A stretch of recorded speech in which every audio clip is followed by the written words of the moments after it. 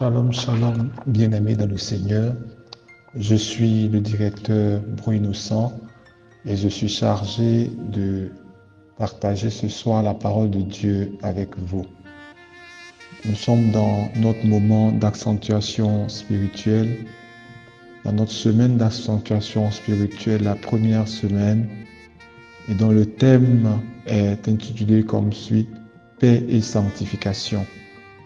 Et nous trouvons notre lecture dans Hébreux, le chapitre 12 et le verset 14. Je fais la lecture. Recherchez la paix avec tous et la sanctification sans laquelle personne ne verra le Seigneur. Une autre version, la version français courant, nous dit « Efforcez-vous d'être en paix avec tout le monde et de mener une vie sainte. Car sans cela, aucun de vous ne pourra voir le Seigneur. » Je reprends. Efforcez-vous d'être en paix avec tout le monde et de mener une vie sainte, car sans cela, aucun de vous ne pourra voir le Seigneur. En lecture de ce verset, deux éléments majeurs ressortent, la paix et la sanctification. Nous allons voir dans un premier temps la paix et ensuite voir dans un second temps la sanctification. Le verset nous dit de rechercher la paix. Alors la paix, comme le passage le donne, est issu du mot grec eiréné. Eiréné. Donc, rechercher le eiréné ou bien rechercher eiréné, et ce eiréné, dans la traduction, fait référence à la paix entre les individus, à l'harmonie, à la concorde. Et le passage nous demande de rechercher. Donc, rechercher eiréné, rechercher l'harmonie, rechercher la concorde entre les individus, rechercher la concorde entre les individus, rechercher la tranquillité, rechercher l'harmonie entre les individus. Mais alors pourquoi il nous est demandé de rechercher la paix? Il nous est demandé de rechercher l'harmonie, il nous est demandé de rechercher la concorde. Certainement, c'est parce que ce n'est pas évident. Alors, rechercher, ça nous pousse à chercher davantage, à chercher encore. On recherche ce qui n'est pas simple à trouver. On recherche ce qui n'est pas à la portée de tout le monde. On recherche ce qui est perdu. Alors donc, si le Seigneur nous demande de rechercher la paix, ça veut dire que ce n'est pas évident. Ça veut dire que c'est une denrée rare. Ça veut dire que c'est quelque chose qui ne court pas les rues. Ça veut dire que nous avons des efforts à faire. Nous avons des efforts à faire.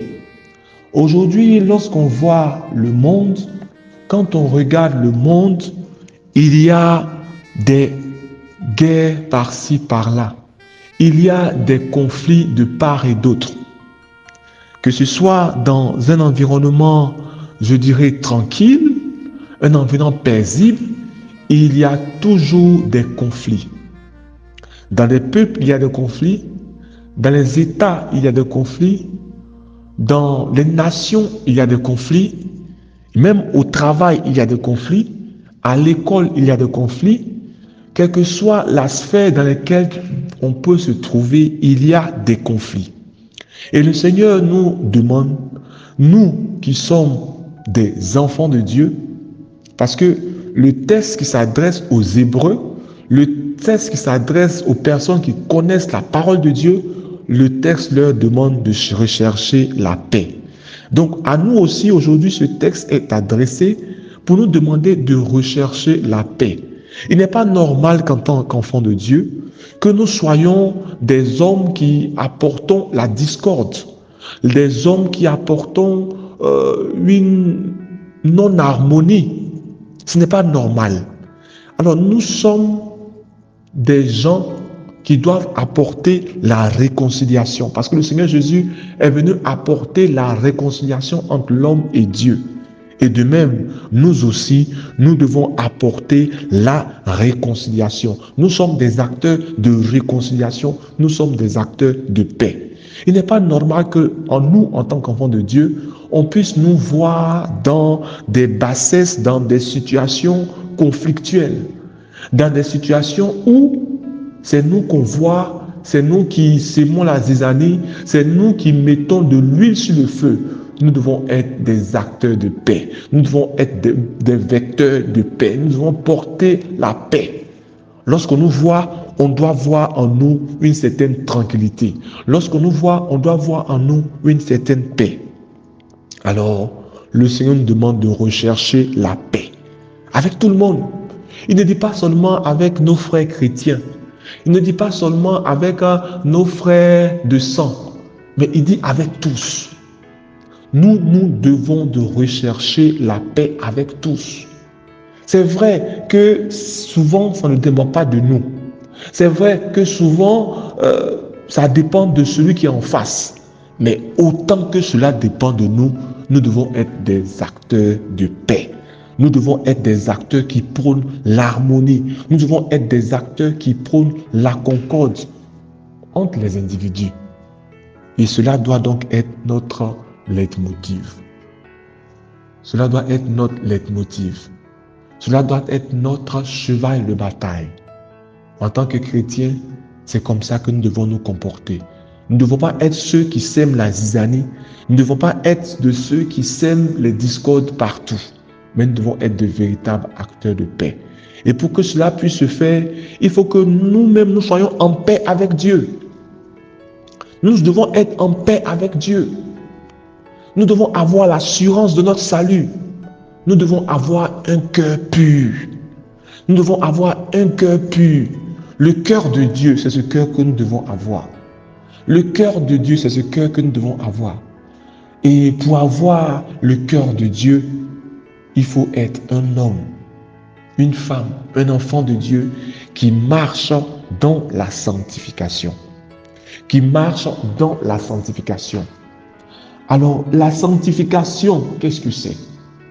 C'est le processus par lequel une personne se consacre à Dieu et qui refuse le péché dans sa vie.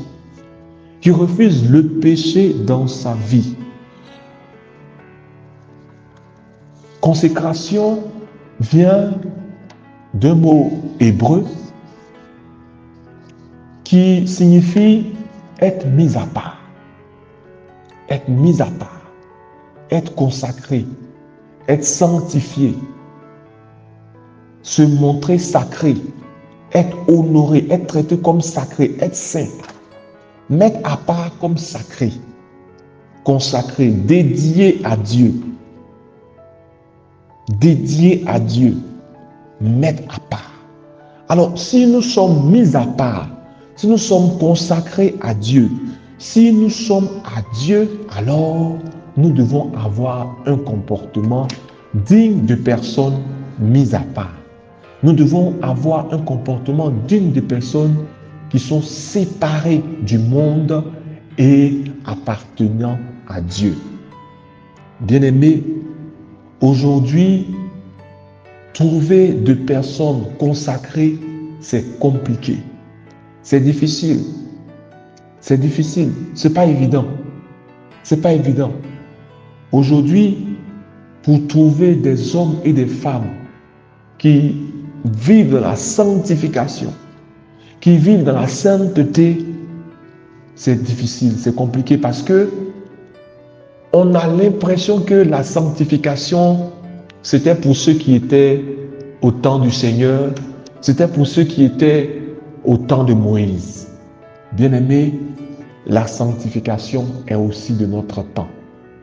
Vous pensez que aujourd'hui les temps sont difficiles? Oui, c'est vrai.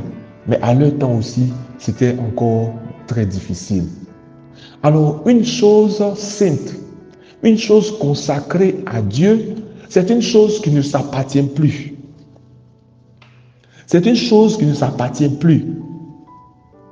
Si nous disons que nous sommes enfants de Dieu, si nous disons que nous sommes mis à part pour Dieu, si nous disons que nous sommes choisis de Dieu, alors cette sanctification doit pouvoir avoir un impact dans nos vies.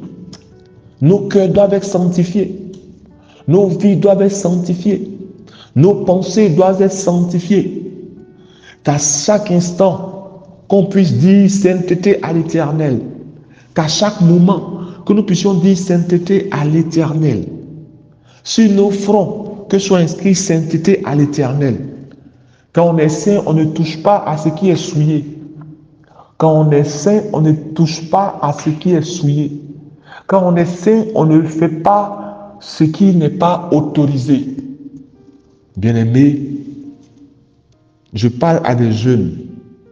Et quand je parle à des jeunes, nous savons de quoi nous parlons.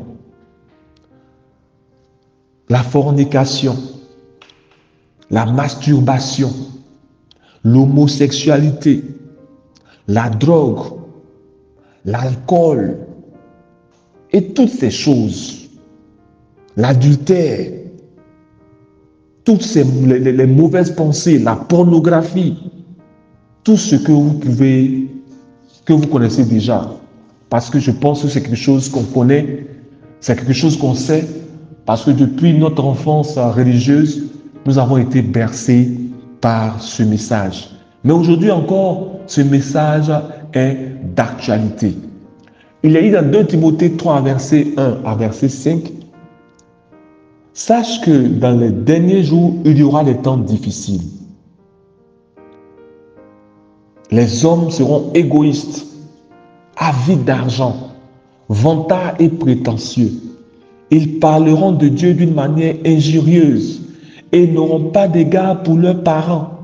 Ils seront ingrats, dépourvus de respect pour ce qui est sacré, sans cœur, sans pitié, calomniateurs, incapables de se maîtriser, cruels, ennemis du bien, emportés par leur passion, enflés d'orgueil. Ils seront prêts à toutes les trahisons.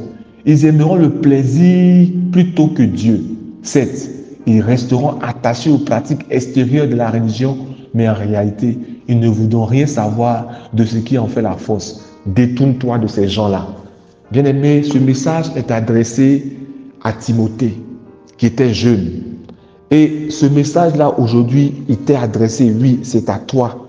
Toi jeune, c'est à toi que je parle. Le Seigneur dit que dans les derniers temps, les temps seront difficiles. Aujourd'hui, les temps sont difficiles. Il dit que les hommes seront égoïstes. Oui, les hommes sont égoïstes. Lorsqu'on le voit autour de nous, une seule personne peut s'amasser une certaine fortune et non pas de manière même, je dirais, correcte. Il peut s'amasser une fortune vraiment exagérée, avide d'argent.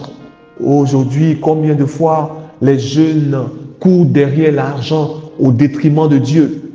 Lorsqu'on cherchait le travail, on était zélé à l'église, on était zélé pour le service du Seigneur, on était zélé pour l'œuvre de Dieu. Mais une fois qu'on a eu le travail, alors c'est là qu'on va attirer les cultes. C'est là qu'on ne va plus participer aux réunions. C'est là qu'on va se détourner de la voie du Seigneur. Bien-aimés, ils seront vantards, ils seront prétentieux.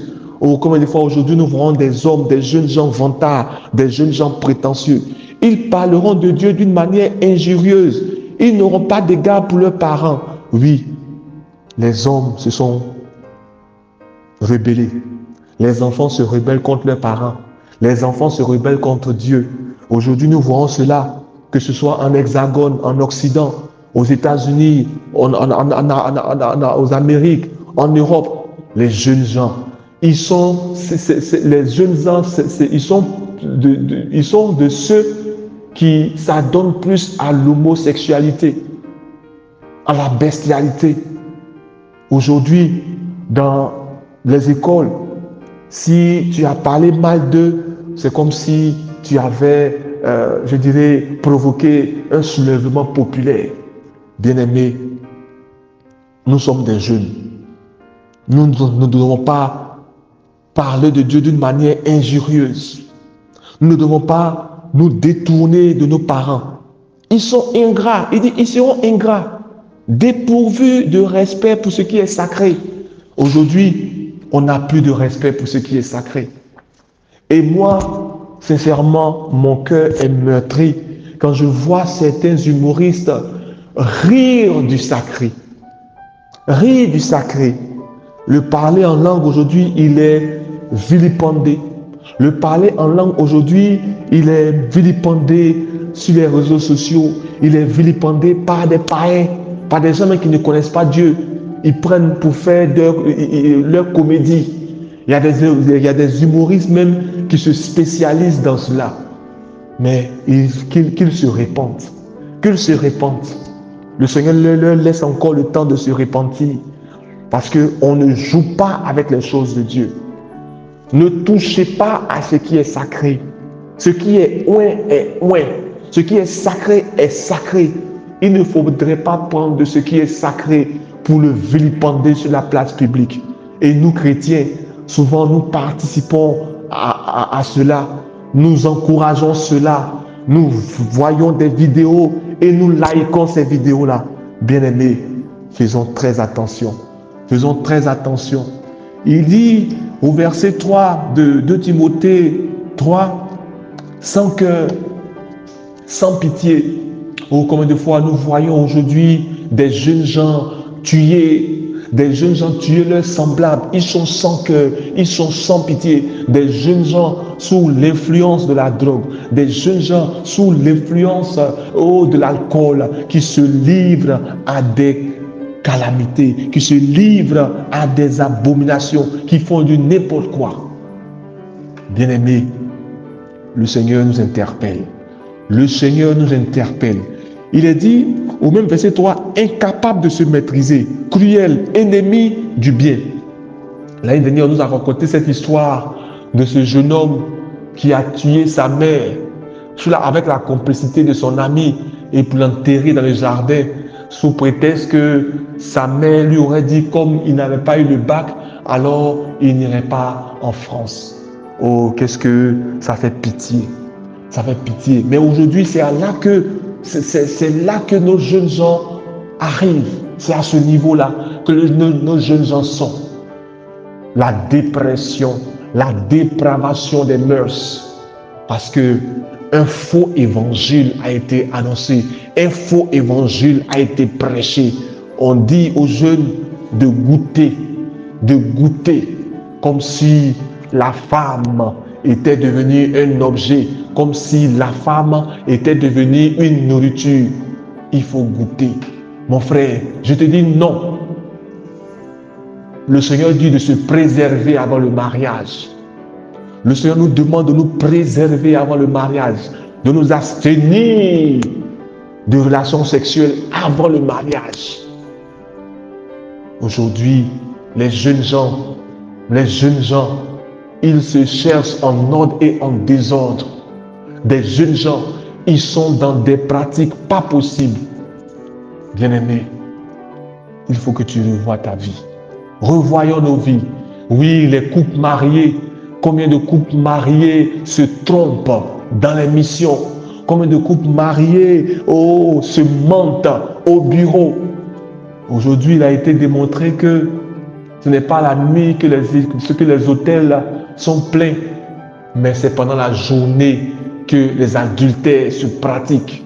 Pendant les journées, il n'y a pas de place dans les hôtels de passe, parce que les hommes, collègues, entre collègues, se retrouvent à l'hôtel.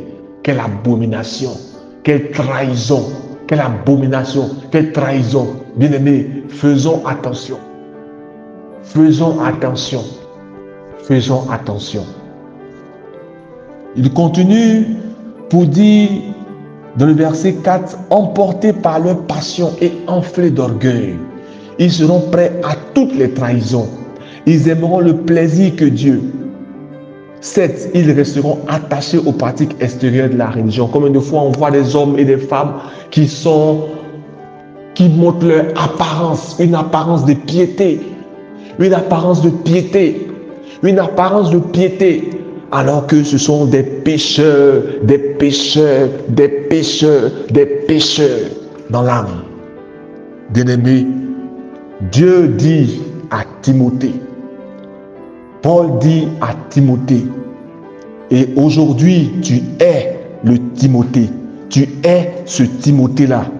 Et le Seigneur s'adresse aussi à toi en te disant, détourne-toi de ces gens-là. Détourne-toi de ces gens-là. Oui, bien-aimé, détourne-toi du péché. Le péché rend vilain, le péché avilit, le péché déforme et les conséquences du péché sont graves. Sur cette terre, les conséquences du péché s'étendent jusque après la mort. La conséquence du péché, c'est l'enfer. La conséquence du péché, c'est l'enfer. Il n'y a pas de demi-mesure. Il n'y a pas de demi-mesure. C'est le temps de te consacrer à l'Éternel. C'est le temps de consacrer ta tête à l'Éternel, consacrer tes yeux à l'Éternel, consacrer ton cœur à l'Éternel, consacrer tes pensées à l'Éternel, consacrer tes mains à l'Éternel, consacrer tes pieds à l'Éternel, consacrer ton être entier à l'Éternel. Bien-aimé, je dis une chose, un enfant de Dieu, un chrétien est un homme de l'esprit. Nous sommes des hommes de l'esprit. Nous ne sommes pas juste des hommes qui vivent simplement sur cette terre. Nous sommes des hommes de l'esprit. Nous devons marcher par l'esprit. Nous devons marcher par l'esprit. Nous devons penser par l'esprit. Nous sommes des hommes de l'esprit. Nous sommes des hommes de l'esprit. Et nous devons donc nous laisser conduire par le Saint-Esprit. Nous laisser diriger par le Saint-Esprit. Oh, comme des fois, nous laissons la place à la chair. Nous laissons la place à la chair. Nous laissons la chair nous malmener. Nous laissons la chair nous dicter ce qu'elle veut. La chair, si ça ne tenait qu'à elle, on n'allait pas prier. La chair, au moment où tu veux prier, te dit viens dormir. La chair, au moment où tu veux te préserver, tu veux te sanctifier, la chair te dit non, vas-y. La chair, tu vois une fille, elle est belle. Ce n'est pas ta femme. La chair te dit oui, vas-y, aborde-la. La chair va te dire fais ceci, fais cela. Pour la chair, il n'y a pas de frein. Pour la chair, il n'y a pas de frein. Mon frère, il faut que tu saches dire non à la chair. Dis non à la chair. Ne laisse pas la chair te conduire en enfer. Ne laisse pas la chair te conduire à ta perte. Non, non, non, non, ne laisse pas cela. Nous sommes des hommes de l'esprit. Le Galates 5, verset 16 à 22 nous dit, je vous dis ceci, laissez le Saint-Esprit diriger votre vie. Si tu laisses le Saint-Esprit diriger ta vie, tu n'obéiras pas au désir de la chair. Tu n'obéiras pas au désir qui anime l'homme livré à lui-même. L'homme livré à lui-même, il veut faire ce qui lui plaît sans Dieu. L'homme livré à lui-même, il veut marcher selon les penchants et les désirs. Le président Kai disait la dernière fois que le monde est beau, le monde est doux, mais derrière cette douceur, c'est l'enfer. Derrière cette douceur, c'est l'enfer. Bien-aimé, bien-aimé, revenons à l'Éternel. Revenons à la sanctification. Revenons à la sainteté. Le verset 17 de Galates nous dit, Galates 5, car ces désirs sont diamétralement opposés à ceux de l'esprit. Les désirs de la chair sont diamétralement opposés à ceux de l'esprit. Et l'esprit a des désirs qui sont opposés à ceux de l'homme livré à lui-même ou encore à ceux de la chair. Les deux sont opposés l'un à l'autre. C'est pourquoi vous ne pouvez pas être votre propre maître. Non, non, non, non, non, non, non, bien-aimés. Nous devons marcher par l'esprit. Nous devons vivre par l'esprit. Nous devons laisser le Saint-Esprit nous conduire. Nous devons laisser le Saint-Esprit nous diriger. Nous devons laisser le Saint-Esprit nous orienter. Il dit, mais si vous êtes conduit par l'esprit, vous n'êtes plus sur le régime de la loi. Tout le monde voit bien de ce qui procède de l'homme livré à lui-même. Celui qui vit selon la chair, il vit dans l'immoralité. On a parlé de ça tout à l'heure, l'immoralité sexuelle, les pratiques dégradantes, la débauche, l'adoration des idoles, la magie, les haines, les querelles, la jalousie, les accès de colère, les rivalités, les dissensions, les divisions, l'envie, l'ivrognerie, les orgies et autres choses de ce genre. Bien-aimés, il va conclure pour dire, je ne puis que répéter ce que j'ai déjà déclaré à ce sujet. Ceux qui commettent de telles actions n'auraient aucune part de l'héritage du royaume de Dieu. Bien-aimés, ce texte rejoint notre texte d'Hébreux 12, 14, en sa deuxième partie qui dit « Et la sanctification sans laquelle personne ne verra le Seigneur. » Et la sanctification sans laquelle personne ne verra le Seigneur. Ce passage de 1 Timothée, de Galates 5, le verset 16, nous le dit aussi. Galates 5 nous le dit aussi. Bien-aimés, nous devons faire attention. Nous devons faire attention. Aujourd'hui, on a l'impression que être chrétien, c'est plus facile. Être chrétien, on va dire quoi, ça y est à la mode. Être chrétien, ça fait joli, ça fait genre, c'est chic. Parce que être chrétien, c'est un style de vie. On écoute les chansons gospel. Voilà. On parle avec le langage gospel. Bien-aimé, ce n'est pas ça. Être chrétien, c'est marcher dans la sanctification. C'est se mettre à part pour Dieu. C'est se mettre à part pour Dieu. On ne peut pas dire qu'on est chrétien si on ne vit pas une vie de sanctification. Regardez, il y a une différence entre être chrétien et être sympathisant. Tu peux aller à l'église, mais tu peux ne pas être chrétien. Parce que chrétien, c'est petit Christ. Parce que chrétien, c'est exemple de Christ. C'est faire ce que Christ fait. C'est faire ce que Christ a dit de faire. Être chrétien. Bien-aimé, ce soir, je ne sais pas à quel moment tu vas écouter ce message, il faut que tu te remettes en cause. Il faut que tu te poses la question, est-ce que si Jésus vient à cette heure précise, à cet instant précis, à cette minute précise, à cette seconde précise, est-ce que je serai enlevé? N'y a-t-il pas encore des choses dans ton cœur qui t'empêchent de marcher dans la sanctification? N'y a-t-il pas encore des choses dans ta vie qui te donnent d'être disqualifié? C'est vrai, tu peux servir Dieu à l'église, tu peux faire beaucoup d'activités. Mais si tu ne marches pas dans la sanctification, tu ne verras pas le Seigneur.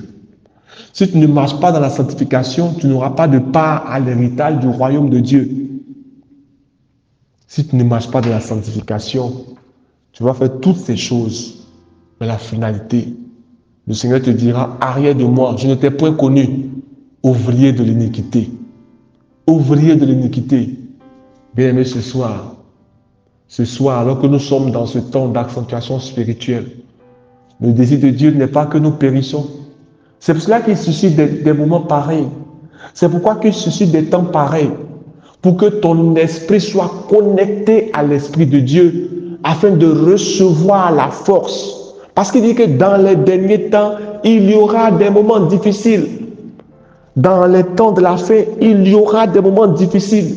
Mais tu as besoin d'être connecté à la source pour recevoir ce que tu dois recevoir, pour résister au péché, pour dire non au péché, pour dire non à la corruption. La corruption qui est une gangrène, cette corruption a gangréné tout le système en Côte d'Ivoire.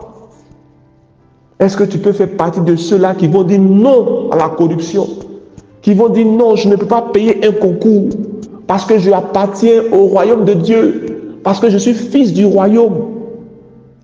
Bien-aimés, bien-aimés, ressaisissons-nous, revenons à l'Éternel. Soyons des hommes et des femmes de l'Esprit. Soyons des hommes et des femmes qui se laissent conduire par le Saint-Esprit. Soyons des hommes et des femmes qui ne se laissent pas entraîner par la chair. La chair va te dire non, il faut dormir.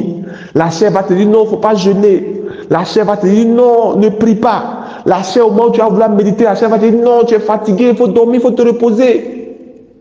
Bien-aimés, frères, sœurs, l'homme est composé de corps, âme et esprit. Corps, âme et esprit. Le corps va retourner à la terre. Il dit tu es poussière et tu retourneras à la poussière.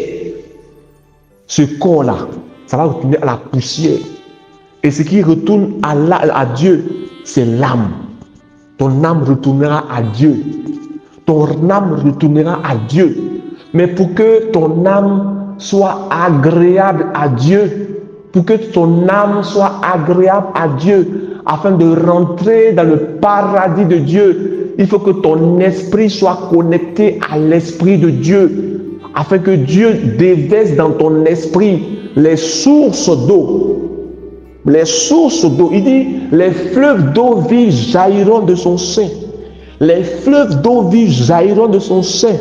Oui, il faut que tu sois connecté à Jésus, qui va ravitailler ton esprit, afin que cet esprit-là puisse influencer, puisse prendre le dessus sur la chair, sur les œuvres de la chair, et que ton âme soit sauvée pour le paradis de Dieu, que ton âme soit sauvée pour le paradis de Dieu, parce que tu rendras compte devant le Seigneur.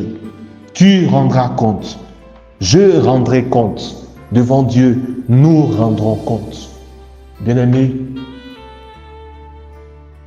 faisons attention à ne pas manquer le but. Prenons garde. Prenons garde. On est trop distrait. Trop de distractions. Trop de distractions. Surtout nous jeunes Ivoiriens, nous sommes très distraits. Nous sommes trop distraits. Revenons à l'Éternel. Revenons à notre Dieu. Nous sommes des mis à part pour Dieu.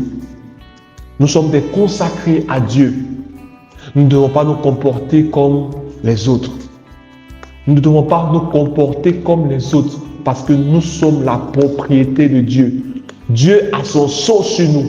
Dieu a sa marque sur nous. Nous sommes la propriété de Dieu. Bien-aimés, que Dieu nous bénisse. Que Dieu nous bénisse. Que Dieu nous bénisse. Nous allons prier le Seigneur. Seigneur, nous te bénissons. Merci pour ce message. Tu nous donnes de marcher dans la paix. Tu nous donnes, Seigneur, tu nous demandes de rechercher la paix et de rechercher la sanctification sans laquelle personne ne te verra. Seigneur, nous ne voulons pas rater le ciel. Nous ne voulons pas rater le ciel. Nous pouvons tout perdre sur cette terre. Nous pouvons tout perdre sur cette terre. Nous pouvons tout perdre sur cette terre, mais pas le ciel. Mais pas le ciel. Mais pas le ciel. Mais pas le ciel. Jésus, Jésus, Jésus, Jésus, Jésus, Jésus. Oh Seigneur, dans mon parcours sur la terre, tout peut sombrer, Seigneur.